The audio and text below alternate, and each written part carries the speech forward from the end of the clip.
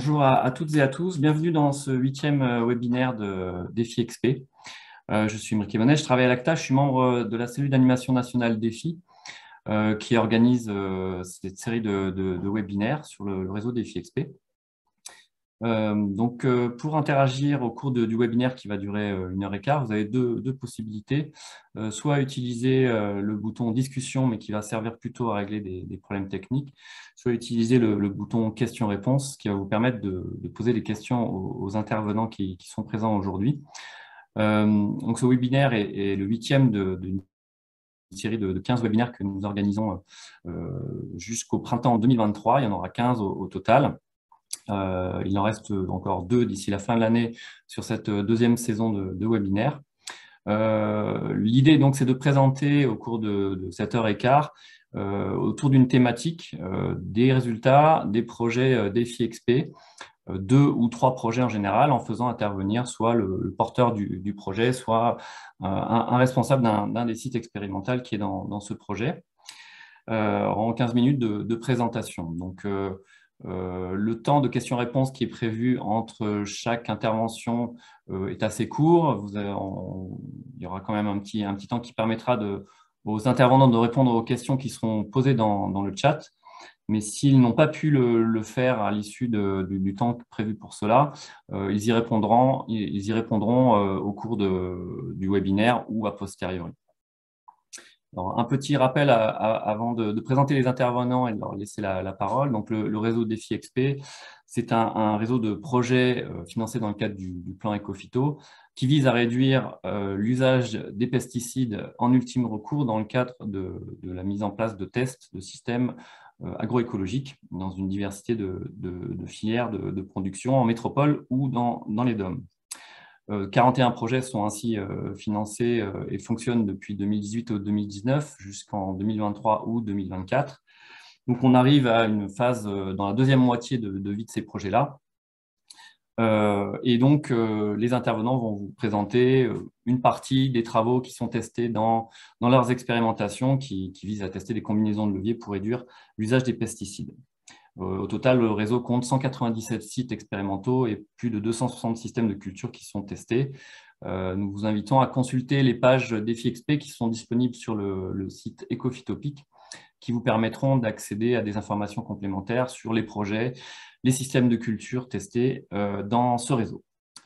Aujourd'hui, on s'intéresse à la thématique de la gestion des adventices en diminuant le plus possible l'usage des herbicides, en conservant une production de qualité. Et pour cela, aujourd'hui, nous avons donc sur cette thématique, c'est le deuxième webinaire sur cette thématique, il y en aura un troisième. Il y a 3 projets vont présenter leurs travaux. Le premier, ça va le projet XPGE, donc dans le Grand Est, représenté par Clément Munier de la Chambre d'agriculture Grand Est. Puis, on aura une présentation, on changera d'hémisphère, on ira à La Réunion pour présenter le projet Caneco par Julien Chéty de Aircan. Et puis, le dernier projet qui sera présenté, c'est Reduce. Donc là, on sera dans le sud-ouest. Et c'est Mélanie Lobet qui le présentera, qui est de la Chambre d'agriculture d'Occitanie. Donc, je les remercie de leur présence et de la préparation de la présentation qu'ils ont préparée pour aujourd'hui. Et je donne la parole à Clément pour la première intervention. Voilà, je t'invite à partager ton écran.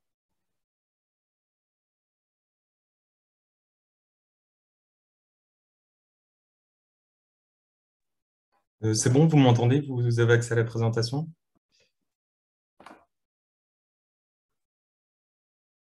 Oui, on t'entend. Ouais, Super. c'est tout bien. Bon, bah, d'accord. Donc, je me présente, donc Clément Munier, je travaille à la Chambre régionale d'agriculture du Grand Est. Et donc, je vais vous présenter le projet XP Grand Est.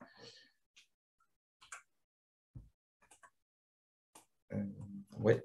Alors, donc, les objectifs du projet XP Grand Est, c'est de réduire drastiquement l'utilisation des produits phyto en allant jusqu'au zéro phyto. Pourquoi travailler le zéro phyto? C'est pour répondre à une demande des agriculteurs qui ne sont pas forcément prêts à passer à l'agriculture biologique et qui souhaitent maintenir le levier fertilisation minérale. Ça permet aussi de tester des systèmes en rupture pour en extraire les innovations et également de prévoir les évolutions réglementaires et techniques. Je pense notamment au retrait de matières actives ou à l'application des ZNT, hein, les zones de non-traitement notamment. Et enfin, c'est aussi pour répondre à une demande sociétale. Donc, au niveau du projet XP Grand Est, donc on a 12 sites dans le Grand Est. Donc, on a deux plateformes d'expérimentation de type système. Donc, une au niveau du lycée agricole de Sommevel dans la Marne et une autre à Arouet sur la ferme de l'Alpa, en fait, hein. Et donc, moi, je vais surtout vous présenter les résultats d'Arouet. Et donc, en parallèle, on a également des parcelles qu'on appelle ici observatoires pilotés. Donc, en fait, c'est des parcelles agriculteurs qui sont conduites en zéro phyto et qui sont suivies par des partenaires de la région pour suivre un petit peu l'évolution de ces parcelles-là.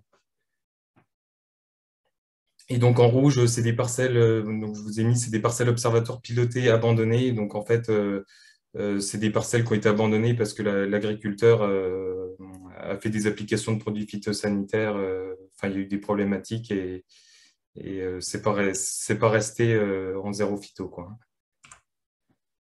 Donc, comme je vous le disais, je vais plus particulièrement vous parler du site d'Arouet. Donc, pour quelques éléments de contexte, on est sur un sol argilo-calcaire moyennement profond du plateau lorrain. Donc, on est sur une texture argilo-limoneuse avec 25 à 30% de cailloux et 4,6% de matière organique. Donc, sur ce dispositif, on a plusieurs systèmes qui sont étudiés, dont deux qui répondent pleinement à la thématique du webinaire d'aujourd'hui. Donc, on a le système PIC, protection intégrée des cultures. L'objectif, c'est d'utiliser les phytos en dernier recours tout en maintenant la performance économique du système. Donc, ce sera ici notre référence. Et en parallèle de ça, on a le système zéro phyto. Donc, les objectifs, c'est un IFT nul tout en conservant un bon état de salissement, tout en ayant un niveau de salissement acceptable sur les parcelles, en fait, hein. Et donc, sur le système, chaque culture de la rotation est présente chaque année dans les systèmes. Et on est sur des bandes de 0,2 hectares, entièrement travaillé avec du matériel agriculteur, hein. Donc, c'est le matériel de la ferme de l'Alpa, en fait, hein. Donc, pour répondre à nos objectifs sur ces deux systèmes, donc, il y a différents leviers qui ont été mis en place. Donc, sur le système PIC, on est sur une rotation de 5 ans. Donc, colza, blé, orge de printemps, soja ou pois, suivi d'un blé. Donc, dans cette rotation, on a deux cultures de printemps-été d'affilée. Donc, l'idée, c'est d'avoir une double rupture de printemps parmi des cultures d'hiver pour mieux gérer les adventices, hein. On alterne labour et technique sans labour un petit peu au cas par cas, hein. C'est selon le niveau de salissement des parcelles, etc.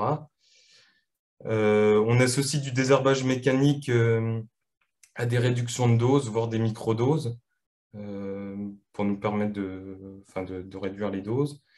On décale les dates de semis des céréales à l'automne, donc pour contourner les levées de vulpins notamment, et on pratique les faux semis autant que possible. Et puis sinon, on essaye de favoriser les associations de cultures, hein. Donc, par exemple, tous les colzas sont systématiquement associés à des plants de campagne. Et la plupart des cultures sont également conduites en mélange variétaux.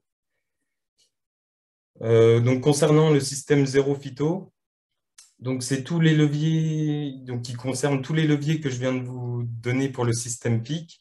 Et en plus, on rajoute des leviers supplémentaires. Donc, on est ici sur une rotation de 6 ans, donc à base de colza, blé, tournesol, soja ou lentilles, blé et suivi d'un pois de printemps. Et donc, on a les leviers du système PIC. Et en plus de ça, donc on a une rotation qui est adaptée. Donc, on a 3 cultures de printemps été sur la rotation de 6 ans. Donc, c'est pareil, hein, c'est pour une question d'une meilleure gestion des adventices. Le désherbage mécanique est pratiqué autant que possible, hein, donc du binage ou de la hersétrie.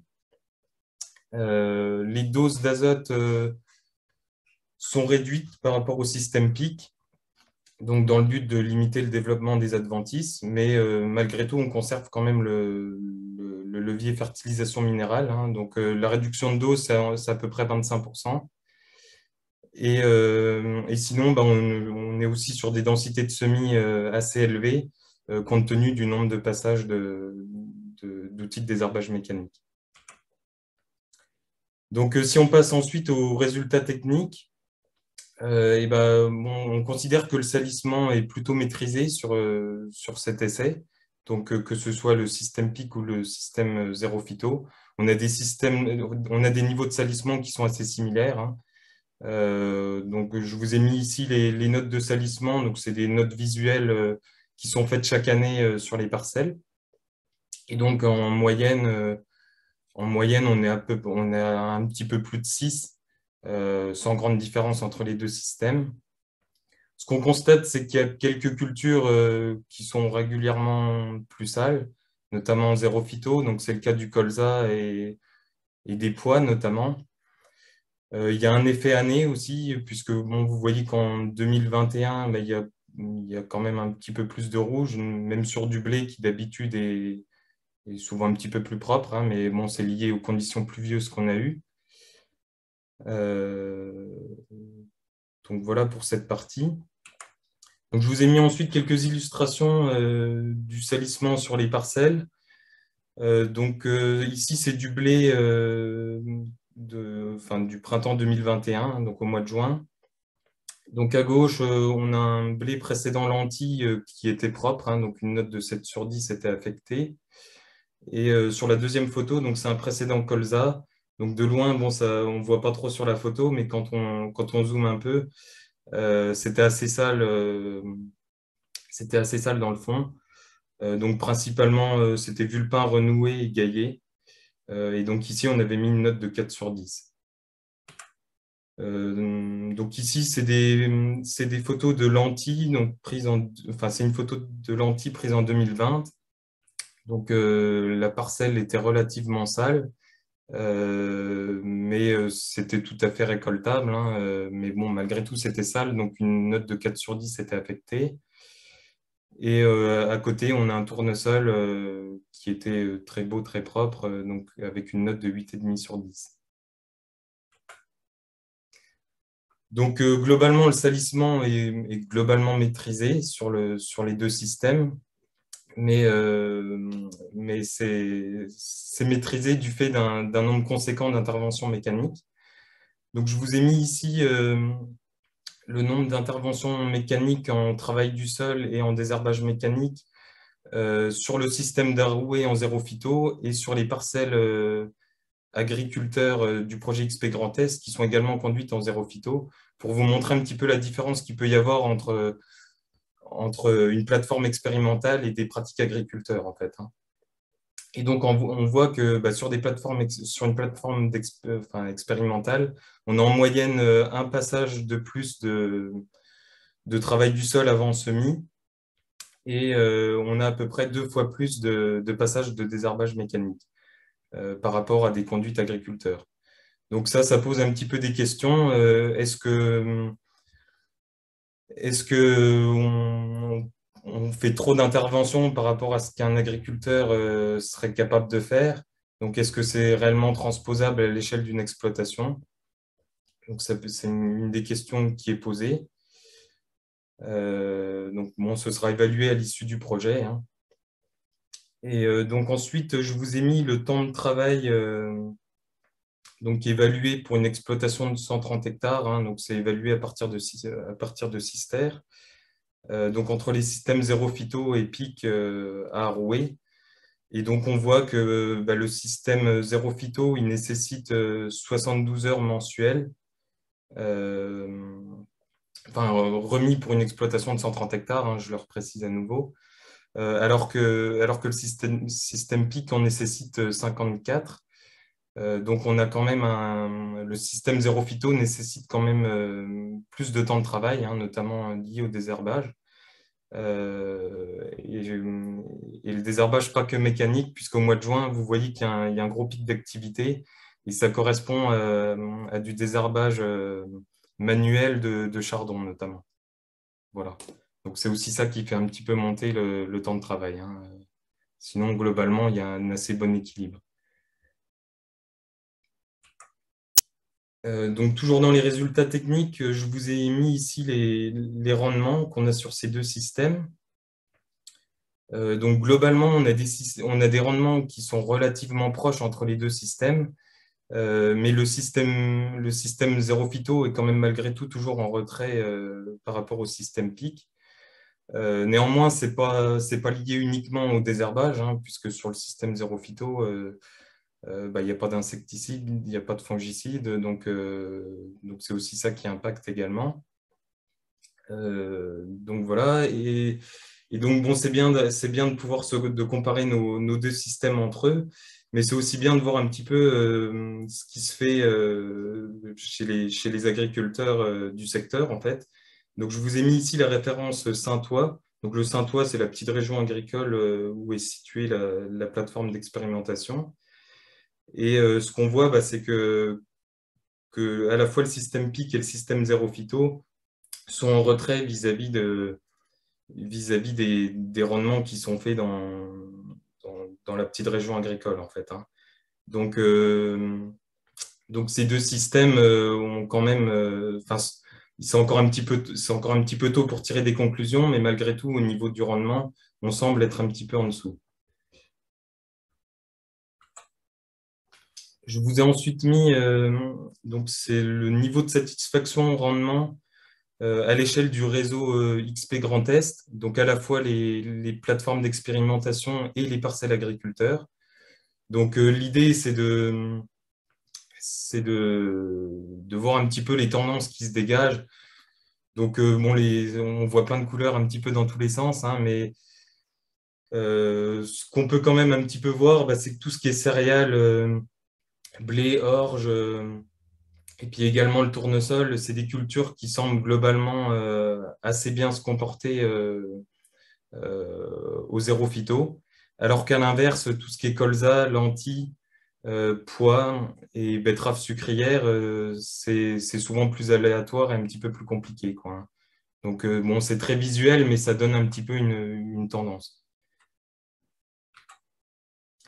Donc toujours dans nos indicateurs, donc on va passer un petit peu sur des indicateurs de performance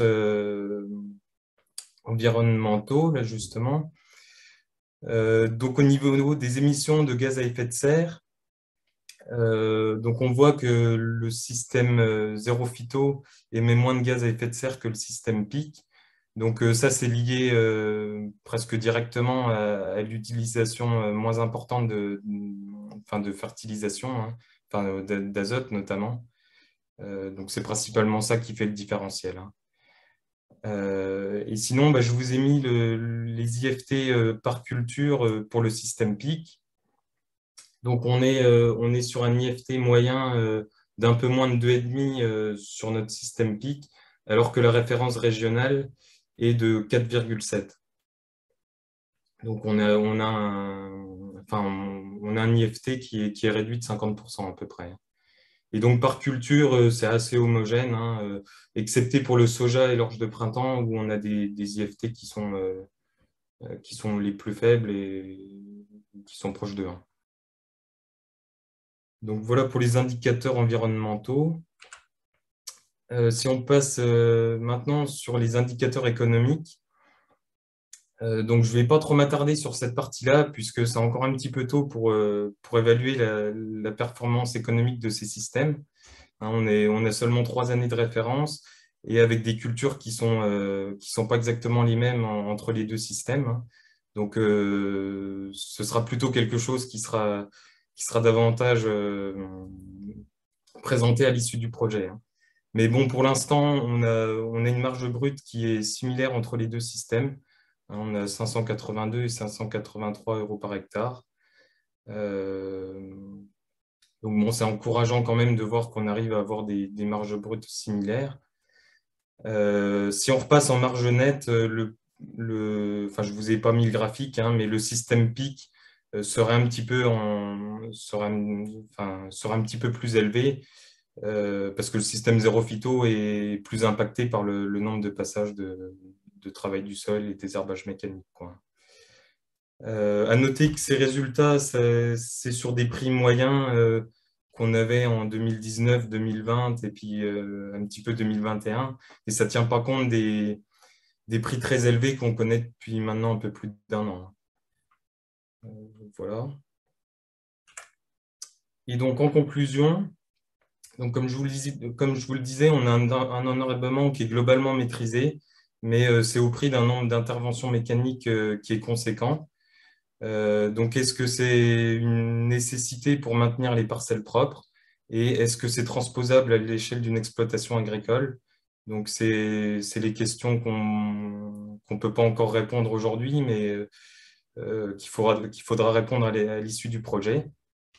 On voit que ça a quand même un impact sur le rendement hein, quand on compare aux agriculteurs environnants.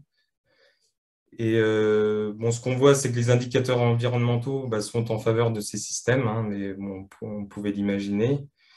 Et d'un point de vue économique, bah, pour l'instant, donc, on a une marge brute qui est similaire, mais c'est encore un petit peu tôt pour évaluer la performance de ces systèmes hein, et leur durabilité. Et donc voilà pour moi. Merci de votre attention. Merci beaucoup Clément, cette présentation très intéressante et très claire. Il y a pas mal de questions dans le chat, donc je vais te les poser dans l'ordre d'apparition. Et si on n'a pas le temps d'y répondre dans les 5 minutes, je t'invite à y répondre dans le chat. La première question, c'est quelle plante campagne avez-vous utilisé dans les colzas et quelle dose de densité, j'imagine, de semis et à quel moment sont-elles détruites? Et ben alors, donc, dans les colzas, on utilise du trèfle blanc et de la févrole. Enfin, cette année, c'était ça qui était implanté. Bah, donc, la févrole est gélive.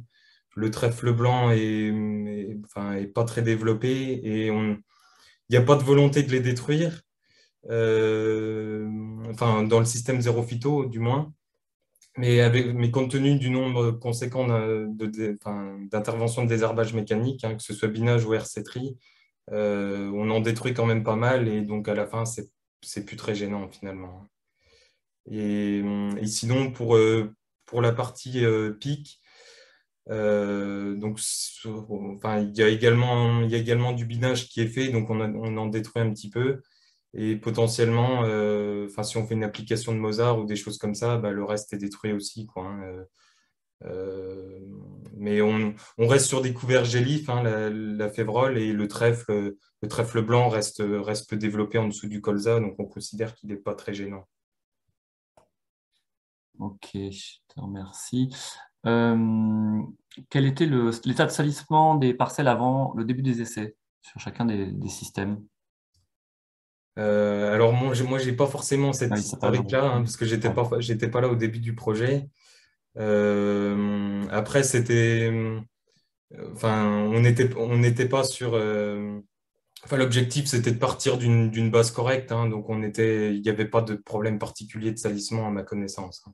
D'accord. Et il y avait eu une année où tout avait été mis en blé pour partir d'une même base, en fait, hein. Ok.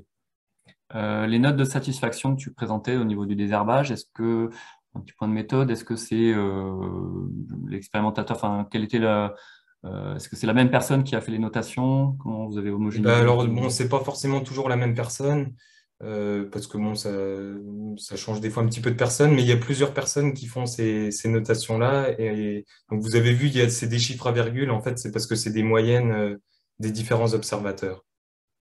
Donc ça peut être 3-4 observateurs différents chaque année en fait, hein. D'accord. Est-ce que tu peux rappeler les outils de désherbage mécanique qui ont été utilisés sur quelle culture globalement? Et ben donc tout ce qui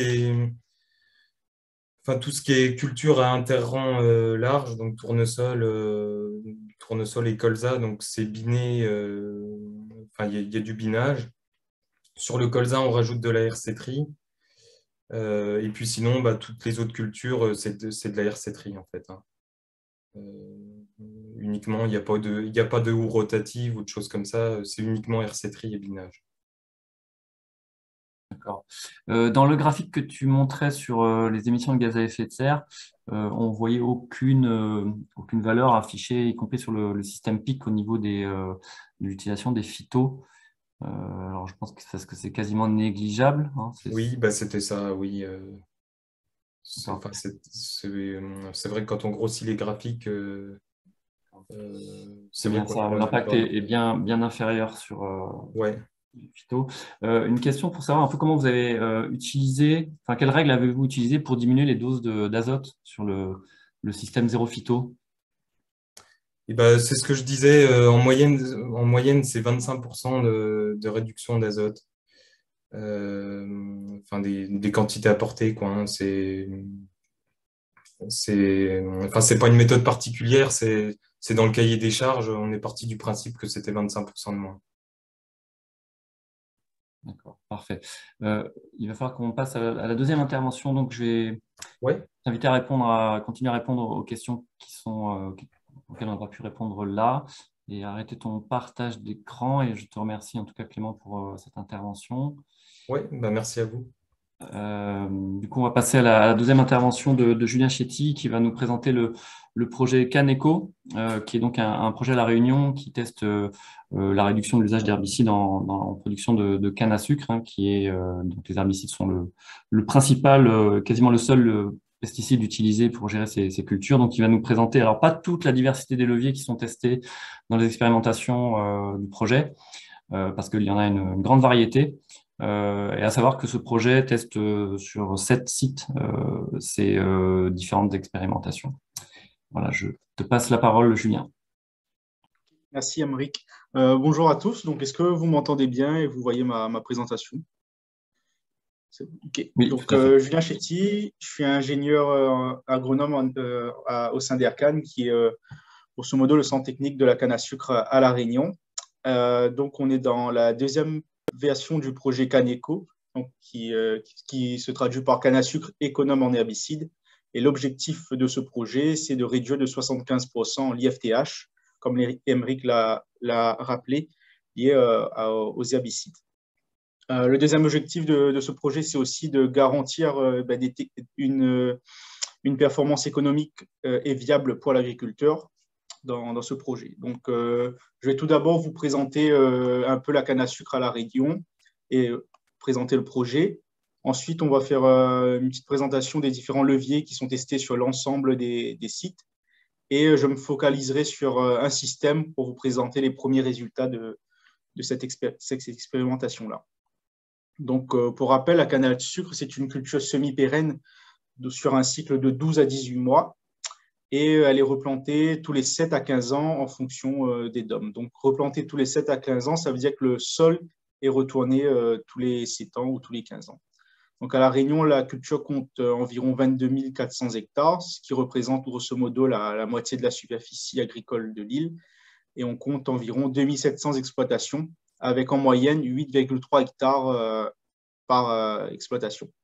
Donc, comme vous pouvez le voir sur les deux photos de la diapo, donc la canne se cultive dans toute l'île, donc aussi bien dans la zone est-ouest, du nord au sud, et en basse altitude comme en haute altitude, donc de 0 à 1000 mètres d'altitude.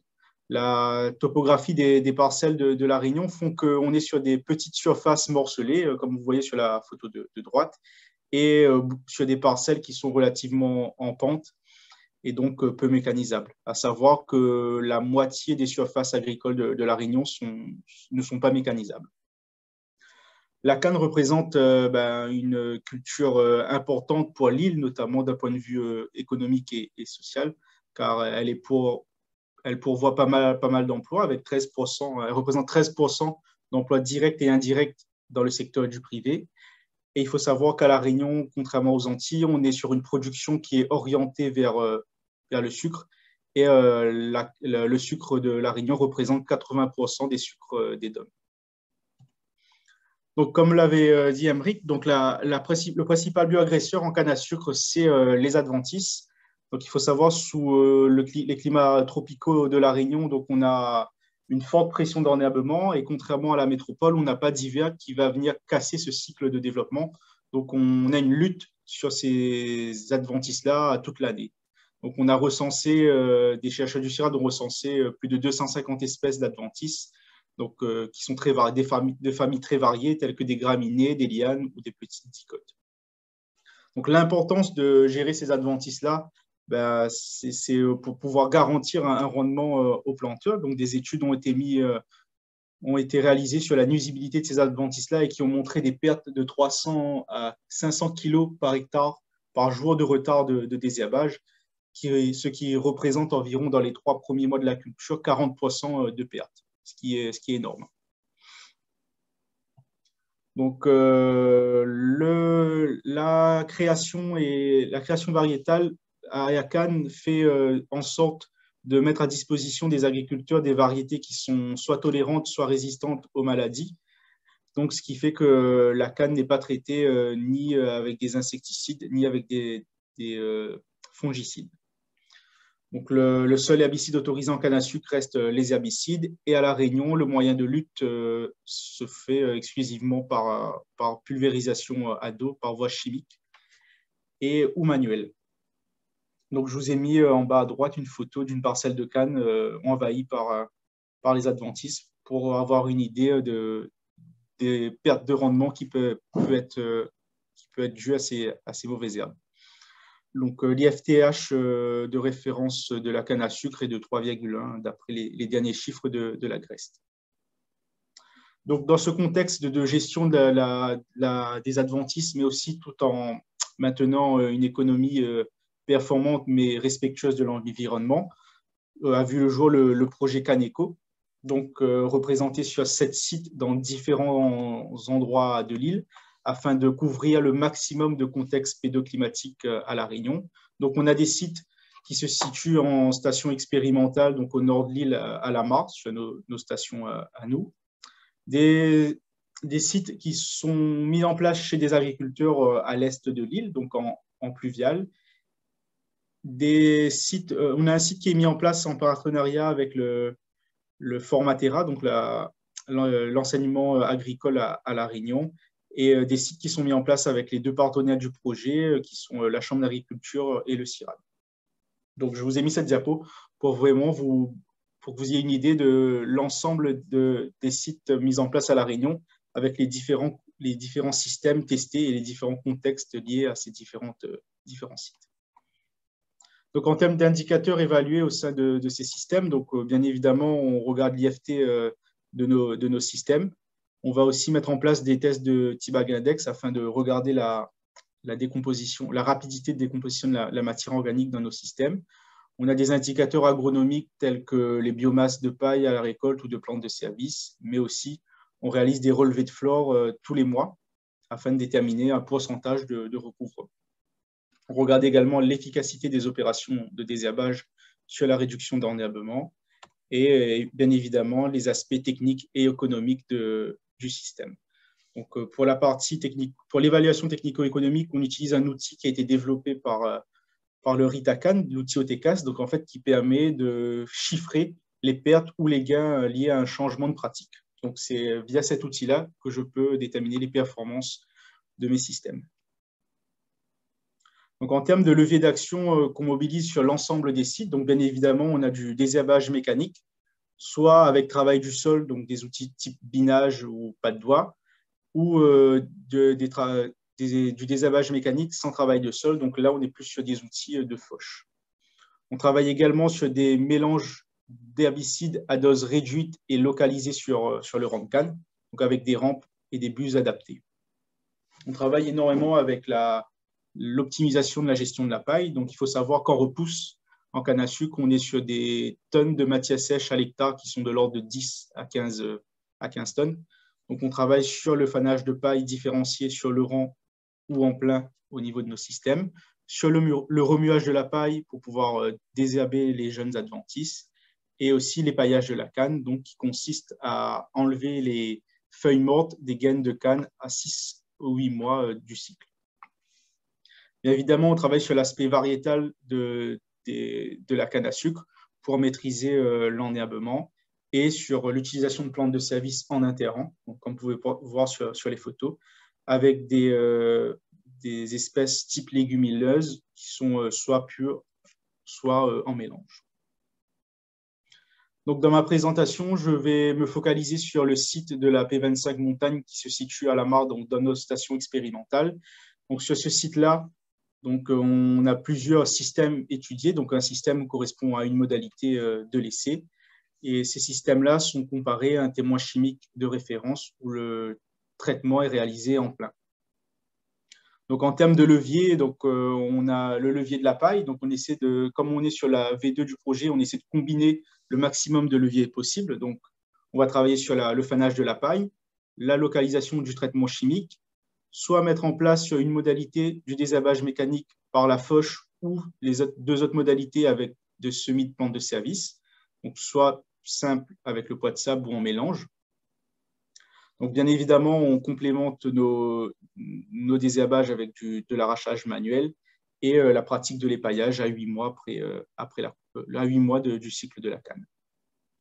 Donc, je vais me concentrer sur la première modalité, donc, qui consiste à désherber mécaniquement l'interrang de la canne, et je vais vous présenter l'itinéraire technique de ce système. Donc, à la récolte de la canne, donc, on va venir faner la paille, donc, soit en plein, soit sur le rang, en fonction des quantités de paille qui sont présentes à la coupe. Suite à cela, on va réaliser un prélevé fait au pulvé à dos, donc dans la foulée, et réaliser une fertilisation fractionnée, donc la première à 1 mois et demi et le deuxième apport à environ 3 mois. Et entre ces mois jusqu'à, on va dire, 10 mois du cycle, on va réaliser des notations d'enherbement tous les mois et à 30% de recouvrement des adventices. Donc, on va déclencher une intervention qui peut être soit mécanique au niveau de l'interrang ou soit chimique sur le rang de canne ou bien manuel en dernier recours. À 7-8 mois, donc, on réalisera l'épaillage de la canne et bien évidemment la récolte à 12 mois, donc, qui est réalisée sur cet essai-là mécaniquement avec une coupeuse PI.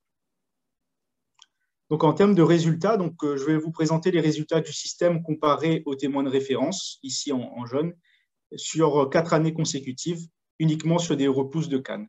Donc, sur l'IFTH, donc, on voit une réduction de 50% de l'IFT, donc qui représente en moyenne une économie de 55 € hectare en herbicide.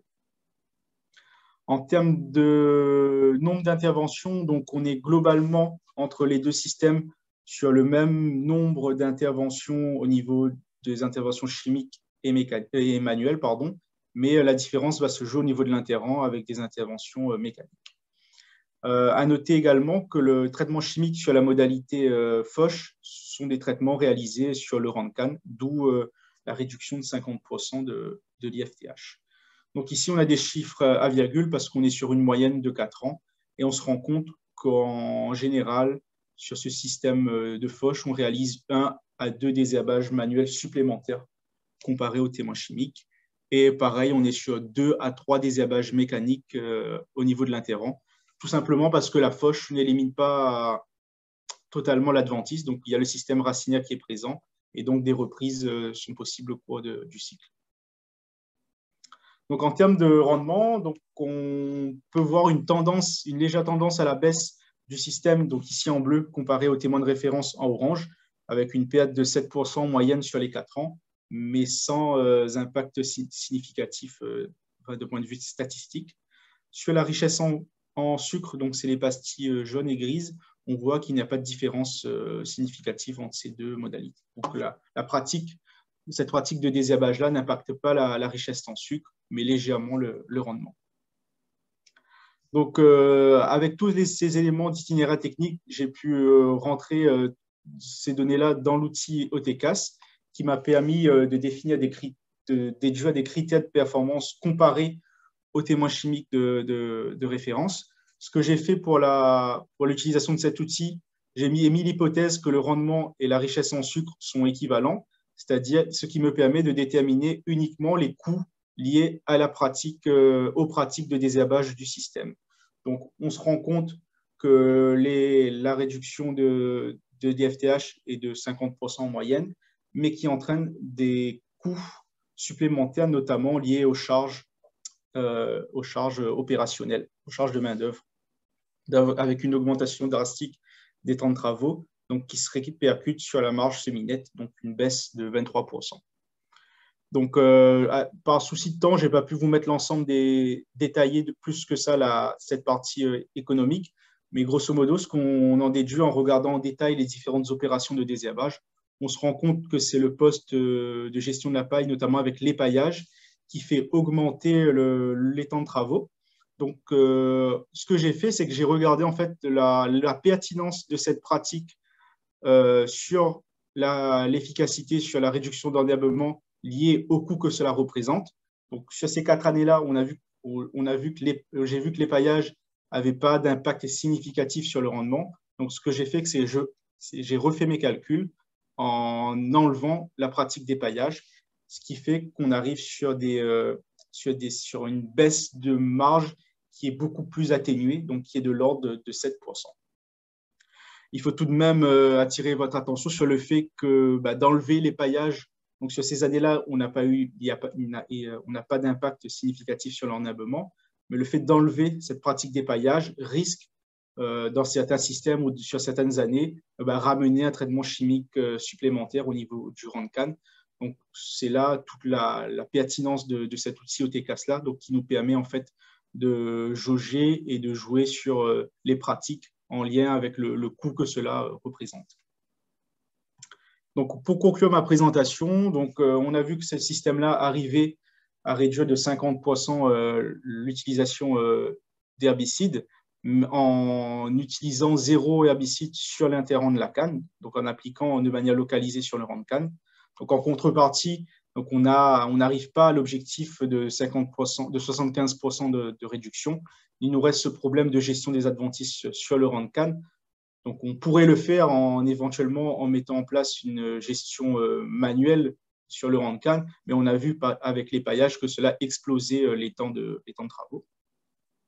L'avantage de partir sur une technique de fauche, c'est la possibilité d'intervenir en présence de paille, chose qui n'est pas négligeable en canne à sucre, car on a systématiquement de la paille en année de repousse.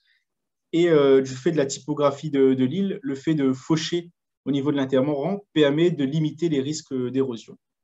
L'inconvénient de cette pratique, c'est que ça nécessite plusieurs opérations de fauche, car on a une reprise et une pousse rapide des adventices après la fauche, notamment des graminées telles que la fatac, la Panicum maximum.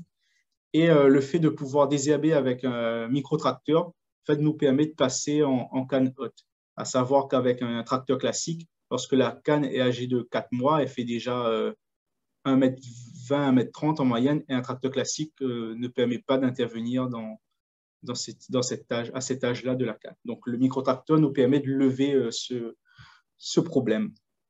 Donc, le fait de pouvoir aussi analyser ces systèmes-là de manière économique, donc on a vu que c'était des systèmes qui permettaient de réduire les herbicides, mais à des coûts supplémentaires, donc qui impactaient notamment la marge nette, la marge du planteur.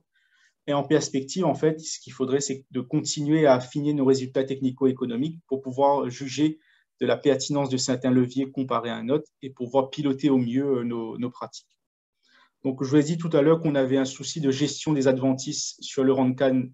Il faut savoir qu'à Cannes, on a fait l'acquisition d'une double tondeuse cette année, donc munie d'intercept, qui nous permet en fait de faucher un peu plus près du rang de canne et qui, je l'espère, à l'avenir, permettra d'économiser 1, voire 2 traitements au mieux au niveau du cycle de la canne.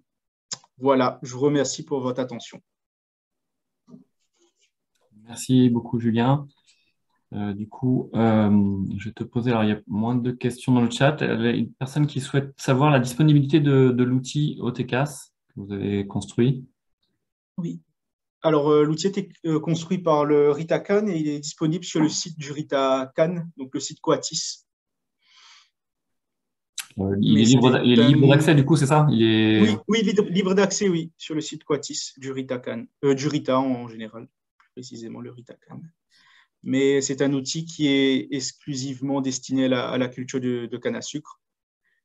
Et les paramètres de calcul des produits donc, est lié à la convention Cannes de la Réunion. Mais je pense que, vu que c'est un fichier Excel, je pense qu'il y a moyen de le personnaliser en fonction de l'endroit où on se trouve. Notamment, je pense aux Antillais qui s'y souhaitent utiliser cet outil-là. Moi, j'avais une question sur la transférabilité un peu des leviers que vous mobilisez là. Qu'est-ce qui est déjà transféré, enfin transférable ou déjà effectif dans les exploitations à La Réunion?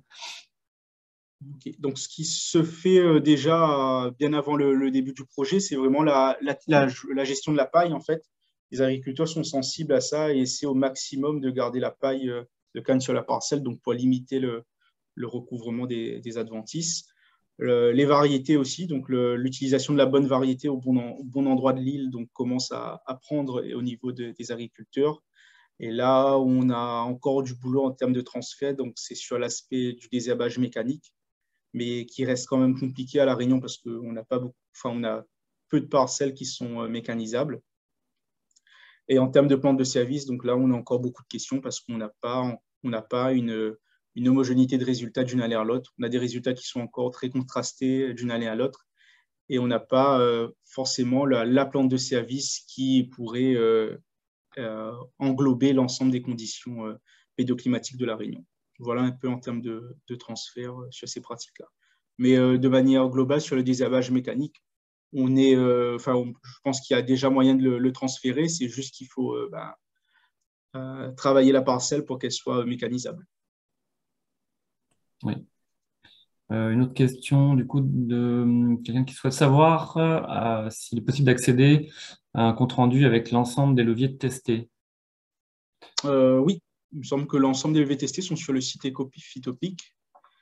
Et je pourrais envoyer quelques présentations si cette personne-là est intéressée. Oui, alors effectivement, peut-être un complément, le site Ecophytopic et les pages dédiées à chaque projet défi XP visent justement à accueillir les différents résultats des expérimentations qui sont testés sur les expérimentations. Donc, d'ici la fin des projets, ces pages vont être alimentées avec les résultats. Donc, ce ne sera pas forcément des comptes rendus d'essais.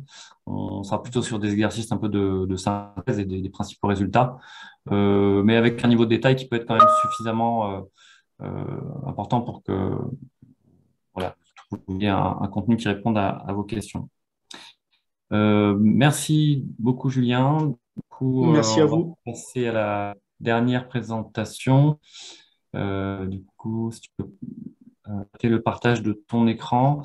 Donc, on va passer donc à la dernière présentation de Mélanie du projet Reduce, qui est donc un projet qui, là aussi, vise à réduire l'usage des herbicides, à gérer la flore adventice dans des systèmes du sud-ouest, avec un objectif d'évaluation multicritère de ces systèmes à l'issue des expérimentations. Donc là, Mélanie va vous présenter ce projet qui est testé dans des expérimentations en station, mais aussi sur des sites satellites chez des agriculteurs. Je te laisse la main, Mélanie. Oui, merci Aymeric. C'est bon, vous voyez bien la présentation? Oui, tout à fait. Ok, super. Donc oui, effectivement, moi je vais vous présenter les premiers résultats du projet Reduce en me concentrant, vous allez voir, sur un système en particulier. Donc, donc dans ma présentation, je vais d'abord vous présenter de manière générale le dispositif Reduce, les systèmes qui sont testés et les leviers qui sont mobilisés dans le cadre de ces systèmes. Ensuite, je vais me focaliser un petit peu plus sur le REGRA, donc en vous montrant un peu l'évolution de la pression régras sur un système en particulier. Et puis après, je vais aller encore plus précisément sur la stratégie de gestion du régras en interculture longue entre un blé et un tournesol, en comparant un système innovant et un système de référence. Et je terminerai avec quelques enseignements à retenir de ces travaux-là. Donc, pour rappel, donc le principal objectif du projet Reduce, donc c'est de faire une évaluation multicritère des performances des systèmes de culture qui sont économes en pesticides et conduits en travail du sol réduit. Donc, réduction de travail du sol, alors essentiellement pour répondre à la problématique de l'érosion, qui est une forte problématique dans notre secteur en Occitanie, et un focus particulier sur le glyphosate et le S-métolachlore, qui sont, comme vous le savez sûrement, les principales molécules qu'on retrouve dans l'eau. Donc, au total, on a 10 systèmes qui sont testés et qui sont répartis selon deux gradients. Un gradient de réduction d'usage des pesticides qui va du conventionnel au zéro phyto, et un gradient de réduction de travail du sol qui va, on va dire, de systèmes qui comprennent des labos réguliers à des systèmes en agriculture de conservation des sols. Alors nous, on l'a défini comme des systèmes qui mettent en place du coup du semi-direct, des rotations longues et des couverts végétaux. Et donc, il y a certains systèmes qui ne sont pas représentés dans le projet parce que c'est des essais qui sont testés dans le cadre d'autres projets, notamment le projet Bagage et le projet CASDAR TTSI, dont les résultats pourront être remobilisés lors de l'analyse des résultats globaux. Donc, comme je vous l'ai dit, au total, 10 systèmes qui sont testés, donc répartis avec des expérimentations systèmes de culture et des observatoires pilotés.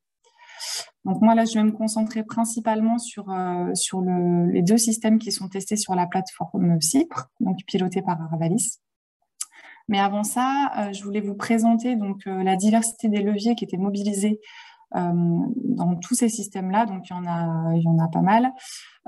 Parce que dans ces systèmes qui sont conduits en réduction de travail du sol, la question de la gestion de la flore se pose, et d'autant plus quand c'est des systèmes qui sont économes en herbicides, et notamment en glyphosate.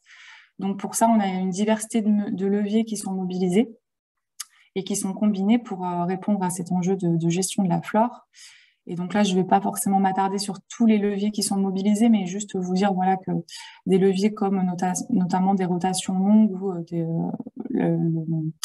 le désherbage mécanique, voilà, sont des leviers qui sont mobilisés sur quasiment l'ensemble des systèmes de culture testés.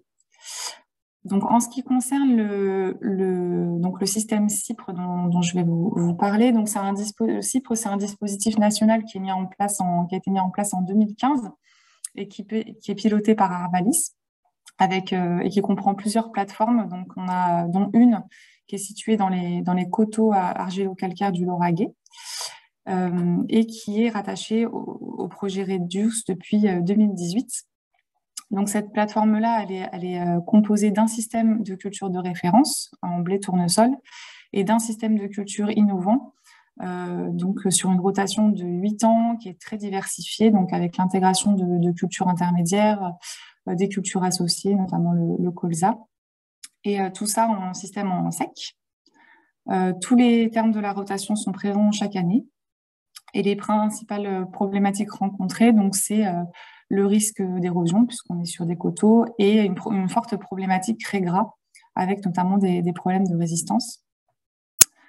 Donc, ce système innovant, il a plusieurs objectifs. Donc, le premier, c'est de réduire de 50% l'IFT, sans utiliser de S-métolachlore et sans utiliser de glyphosate, sauf dans des cas particuliers, donc en ultime recours. Je vais y revenir.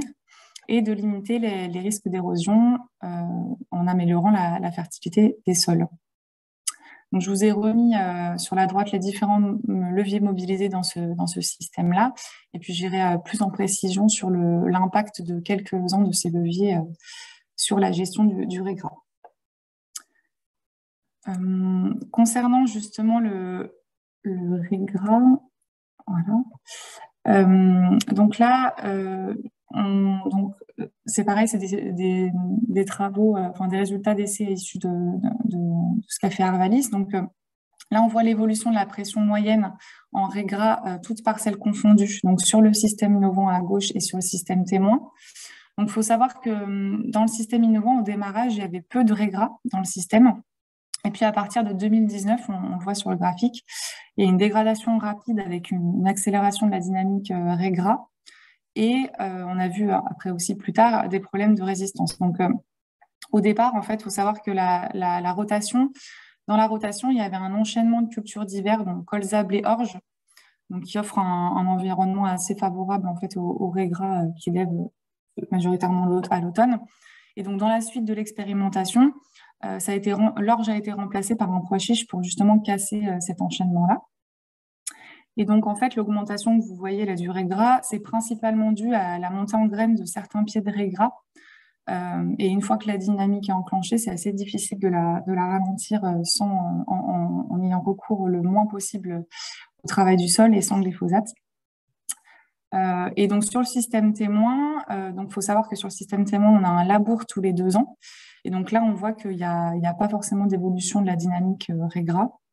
Donc, notamment grâce, on va dire, à l'utilisation du labour qui permet de limiter le développement, en tout cas sur ce système-là, grâce à l'enfouissement profond des graines.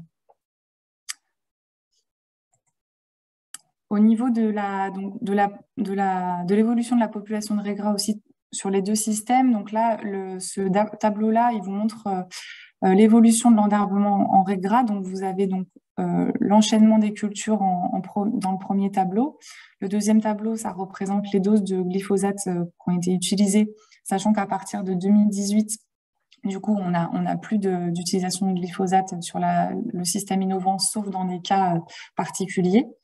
Le troisième tableau, donc, ça représente la densité de raies gras avant le premier désherbage, et le dernier tableau, ça représente la densité de raies gras avant la récolte, c'est-à-dire les plants qui sont montés en graines. Donc, ce qu'on peut observer, c'est que dans le temps, ça a tendance à se salir. Et dans certains cas, on arrive à maîtriser la dynamique et pas dans d'autres cas. Donc, pour vous donner un exemple, sur une culture de cive, sorgho, donc culture intermédiaire à valorisation énergétique suivie d'un sorgho. Donc, jusqu'en 2020, en fait, on avait la présence d'une cive de printemps à base de triticale qui précédait le sorgho. Mais du coup, avec l'arrêt du glyphosate, une des solutions qui avait été émise, c'est de travailler le sol après l'ensilage de la cive. Mais donc, il y avait 2 problèmes à ça. Donc, le premier souci, c'est que le triticale, il peut reprendre en conditions humides. Donc ça aurait nécessité de faire plusieurs passages de travail du sol. Et donc, ça aurait asséché le sol. Et donc, il y a une observation aussi de fait sur la compétition en fait, importante vis-à-vis de l'eau. Et donc, du coup, plusieurs passages de travail du sol, si on a un printemps qui est sec, c'est assez difficile au niveau de la ressource en eau pour le sorgho qu'il aurait fallu irriguer. Donc, du coup, là, c'est pour ça que vous voyez que dans certaines années, en fait, il y a eu une utilisation du glyphosate pour éliminer les raies gras après l'ensilage de la cive, pour éviter justement de trop travailler le sol et d'assécher le sol. Et donc, au final, cette cive a été retirée de la rotation après coup, lorsqu'on a fait un bilan à mi-parcours du projet. Donc, si on va plus précisément sur la gestion du raies gras, donc là, je vais vous parler vraiment de l'itinéraire technique et des règles de décision. Donc, sur la partie système de référence, donc la stratégie de gestion, donc elle se fait avec labour. Donc, suite à la moisson, on a le passage, un ou plusieurs passages dans des chemins à disque indépendants, suivi d'un labour, et puis après donc de pulvérisation de glyphosate, suivi un ou plusieurs passages en fonction des besoins d'un vibroculteur, et suivi du semis du tournesol avec un semoir monograine. Donc c'est, on va dire, un itinéraire classique qui est assez simple au niveau des règles de décision. Par contre, pour le système innovant, donc là, ça se complexifie un peu plus. Donc, système innovant, je vous rappelle que du coup, l'idée, c'est de conduire en travail du sol réduit et sans utilisation de glyphosate. Donc là, on a plusieurs cas possibles. Donc, la première règle de décision, c'est dans le cas où on a un rendement intéressant de blé avec une culture propre, on va dire, donc sans présence de raies gras. Donc là, dans ce cas-là, si les conditions le permettent, on peut faire un semis direct d'un couvert estival de sorgho avec moa qui est détruit soit tout seul à l'automne, soit si la biomasse est importante, elle est détruite au rouleau. Et par la suite, on met en place en semi-direct un couvert hivernal donc, à base de Févrole Faceli. Et si on a un été humide et on observe des levées de raies gras dans ce couvert, dans ce cas-là, il est dans le couvert estival, il est détruit au rouleau et au déchaumeur à disque. Et ensuite, on sème, mais cette fois en combiné, le couvert hivernal. Et dans l'autre cas, on aurait présence de raies gras. Donc là, on a plusieurs passages de déchaumeur à disque, puis de vibroculteur. Et après, on a un semis en combiné avec herse rotative du couvert de sorgho moa, quand les conditions le permettent. Et après, pour les modalités de destruction, c'est les mêmes que ce que je vous ai dit précédemment.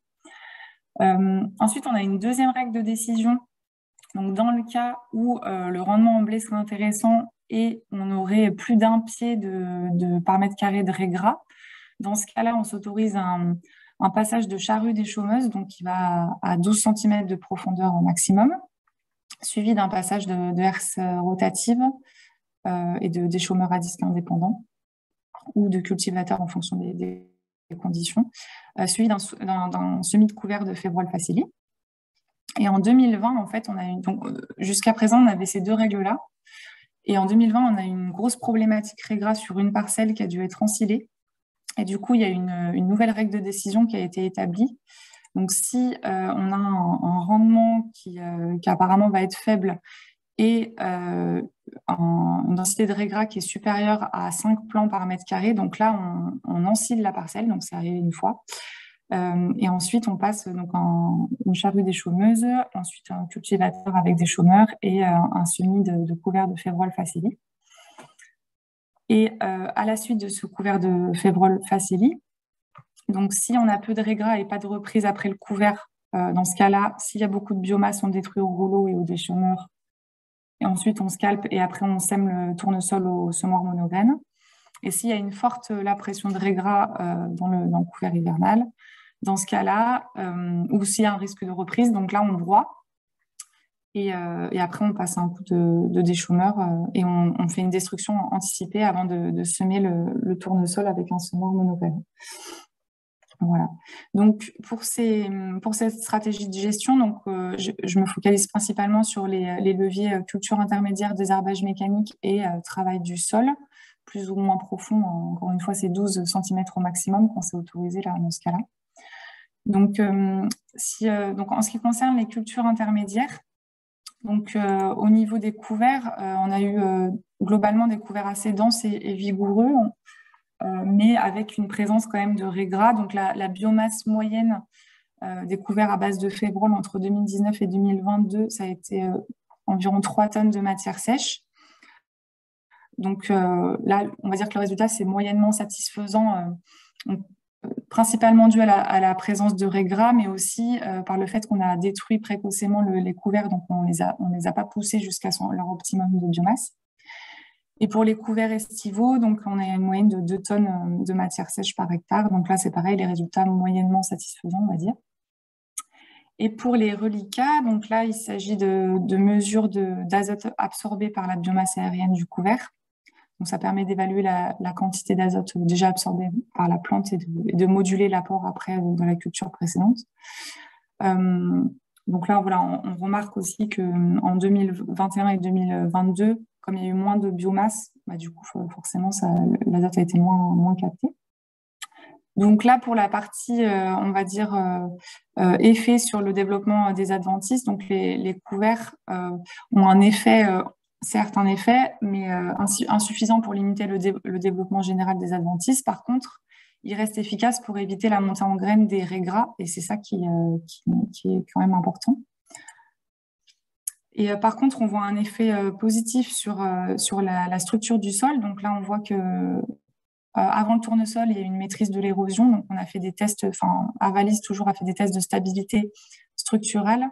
Et on voit notamment que le système innovant a une note de stabilité beaucoup plus élevée que le système témoin. Donc, il y a une bonne efficacité du couvert sur la structure du sol. Et sur la partie destruction mécanique, je vous ai mis du coup un essai qui a été mis en place aussi l'année dernière par Arvalis pour comparer les différents modes de destruction mécanique d'un couvert à base de Févrole. Donc là, c'était Févrole Faceli. Donc entre la herse rotative, le déchômeur à disque indépendant et le vibroculteur. Donc là, on voit que dans cette parcelle, enfin sur ce système-là, c'est la herse rotative qui a été plus efficace contre le ray gras. Donc les limites, c'est juste qu'en conditions humides, on évite de multiplier les passages pour ne pas déstructurer le sol avant la mise en place du tournesol. Et du coup, pour conclure avec quelques éléments clés sur ces travaux-là, donc premièrement, donc les travaux superficiels en interculture permettent de réaliser des faux semis et de détruire du coup les adventices, en particulier le ray gras qui est implanté. Ça fonctionne moins bien quand on a un stock semencier important, mais ça reste un impact favorable. La culture de dérobé de sarrasin derrière un poids divers dans la rotation, ça permet de limiter la présence d'adventices et ça permet de semer en direct la céréale à la suite, puisque le sarrasin subit peu de pression de ray gras. Les passages de désherbage mécanique en culture permettent de gérer aussi donc les populations de ray gras à condition que la fenêtre météo soit suffisamment séchante et sur des adventices en stade jeune. Donc, comme je vous l'ai dit, au niveau des couverts, donc, quand ils sont bien implantés et bien développés, ça permet de réduire la montaison en graines des ray gras. Le scalpage est aussi efficace pour lutter contre les adventices, sauf en conditions trop humides. Donc, c'est vrai que dans les sols argileux du Lauragais, ça rend un peu compliqué l'utilisation de ces outils au printemps. Et un semis plus tardif du blé qui permet de limiter aussi la pression de ray gras dans la culture. Voilà, donc je vous ai vraiment fait un focus, on va dire, assez technique sur la partie ray gras, mais dans la suite du projet, voilà, on est en train justement de faire l'évaluation de multicritères pour pouvoir comparer justement les résultats de performance entre ces systèmes et de pouvoir voir aussi quels leviers, en tout cas quelles combinaisons de leviers sont efficaces pour lutter contre les adventices à l'échelle de tous les systèmes. Voilà. Merci Mélanie. Il vous reste 1 an de projet ou 2 ans, je ne me souviens plus. Là, le projet se termine en avril 2024. Ouais, ok. On va avoir l'année prochaine pour terminer les analyses. Ouais. D'accord. Donc, je vais te faire part là de questions du chat. Est-ce que vous avez une idée de la richesse ou de la pauvreté de la banque de graines initiale dans le sol et qui pourrait remonter avec le travail du sol? Est-ce que vous avez eu… alors, ça dépend des systèmes. Là, sur le système CIPRE, je n'ai pas l'historique parce qu'avant 2015, je ne pourrais pas répondre à cette question, mais je pourrais me renseigner là-dessus. Par contre, sur les autres systèmes, effectivement, on a des fois des parcelles très hétérogènes en termes de stock initial d'adventices, notamment sur un observatoire piloté du Tarn-et-Garonne, par exemple, où il y avait un stock très important. Donc, effectivement, en fonction, on essaye de moduler les leviers qu'on va mettre en place, quoi. Est-ce que tu peux préciser les outils de désherbage mécanique utilisés en agriculture de conservation? Ouais, là, en ACS, alors là, c'est pas forcément sur le système que tu as présenté, peut-être là. Ouais, sur les autres systèmes, alors c'est assez limité parce qu'on essaie de ne pas trop perturber le sol. Alors, je sais que dans certains observatoires pilotés, il y a des agriculteurs qui utilisent le streptil et le binage dans certains cas, mais très peu, parce qu'on essaye en agriculture de conservation des sols, de pas toucher le moins possible. Mais voilà, je sais que streptil et binage, c'est des choses qui sont parfois utilisées. Ouais. Ok. En cas de parcelle propre, pensez-vous essayer les couverts relais pour n'avoir qu'un semis? Alors, ça a été testé dans certains systèmes. Le problème, c'est que, notamment, je pense à un relais avec du trèfle qui a été testé. Sauf qu'en fait, on n'arrive pas à conserver le trèfle suffisamment longtemps pour pouvoir semer la céréale en suivant. Donc, c'est quelque chose qui avait été testé une fois, mais qui n'a pas été reproduit. Mais effectivement, ce serait intéressant, ouais, de pouvoir le réussir. Ok. Et moi, je vais peut-être poser une dernière question. Là, la construction de vos règles de décision, comment vous associez? Est-ce que vous associez les agriculteurs à ces règles ou pas systématiquement? Ça dépend des sites. Comment vous avez construit en fait? Alors, en fait, quand on a, donc, il y a eu plusieurs phases. La première phase de construction des systèmes de culture, on a effectivement fait participer des agriculteurs et d'autres acteurs. Hein. Donc, il y avait aussi les instituts techniques, instituts de recherche, les conseillers techniques, etc. Donc, on a construit le système et on a réfléchi à des règles de décision et des stratégies de gestion ensemble. Ensuite, à mi-parcours, en fait, on a revu ces règles-là. Donc là, pour le coup, les agriculteurs n'ont pas forcément été associés. Ça a été fait principalement avec les partenaires, on va dire, techniques et de recherche du projet pour la partie expérimentation système de culture.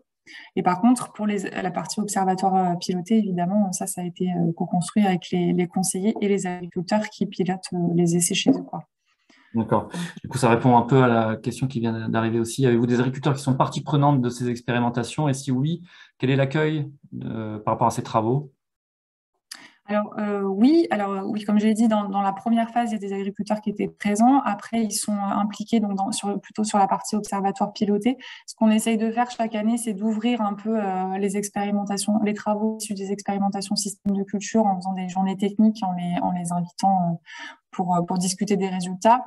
Donc en général, ils sont quand même intéressés de voir ce qui se fait dans les expérimentations système parce qu'il y a des choses qu'on teste en expé, qu'on ne peut pas tester, que les agriculteurs ne peuvent pas mettre en place. Donc, ils sont intéressés pour avoir le résultat de ces leviers-là spécifiques. Après, on travaille avec des agriculteurs qui sont déjà, on va dire, dans un processus d'innovation, donc ils testent déjà beaucoup de choses chez eux. Donc, ça nous permet aussi, nous, d'apprendre en fait de leurs résultats pour aussi transmettre aux expérimentations système ce qui se fait chez les agriculteurs. C'est vraiment un bon complément d'avoir les deux, quoi, observatoire piloté et expérimentation système. Ok. Et une dernière question. Alors, je ne suis pas sûr de complètement comprendre. Avez-vous testé ce système en élevage? Si oui, quel résultat? Alors, je ne sais pas si c'est mis en place ce système dans des exploitations où il y a de l'élevage, ou est-ce que la question, c'est utiliser des leviers comme le pâturage pour être, par exemple, un outil complémentaire? Je ne sais pas trop hein, dans la question, si la personne veut En tout cas, préciser. alors, on a dans les systèmes testés, on a Pâturage, un oui, la système question, c'était... Enfin, vas-y. Est-ce qu'on a testé le pâturage? Ouais. Non, on n'a pas testé ce levier-là. On sait qu'il est pertinent et que voilà, qu'il pourrait avoir un impact intéressant, mais pour des raisons logistiques, en fait, pour l'instant, on l'a pas testé. Mais c'est quelque chose qui pourrait être mis en place dans le cadre d'autres projets qui sont en train de se monter ou qui se montent dans d'autres régions. Et voilà. Et on connaît bien la pertinence de ces leviers-là, mais c'est vrai que voilà, il y a un travail à faire là-dessus sur la complémentarité élevage. Peut-être juste en complément sur des projets moi, que j'ai suivis sur ces questions-là en Île-de-France, où il y a un projet actuellement qui démarre aussi en Nouvelle-Aquitaine sur l'utilisation du pâturage. Pour les couverts, effectivement, ça permet aussi de faire une économie d'un passage de broyage en particulier, le fait de faire passer des moutons en particulier. Voilà, je crois qu'on va s'arrêter là pour pas déborder. Donc, merci aux trois intervenants, à Marie aussi qui est à côté de moi pour le support technique. Donc, je vais vous donner rendez-vous. Alors, donc, si vous avez des questions complémentaires, vous avez à l'écran normalement les contacts des personnes qui sont intervenues aujourd'hui. Et puis, je vais vous donner rendez-vous donc pour le prochain webinaire qui aura lieu le 1er décembre, hein, sur un autre sujet qui sera la fertilité des sols, l'optimisation de la fertilité des sols en s'appuyant sur des processus biologiques et écologiques. Et avant de vous quitter, vous indiquer que dans quelques jours, vous allez recevoir un message avec le replay du webinaire, un lien vers une présentation PDF des présentations qui ont été faites et la possibilité de vous inscrire à ce prochain webinaire le 1er décembre. Merci et puis bonne fin de journée. Au revoir.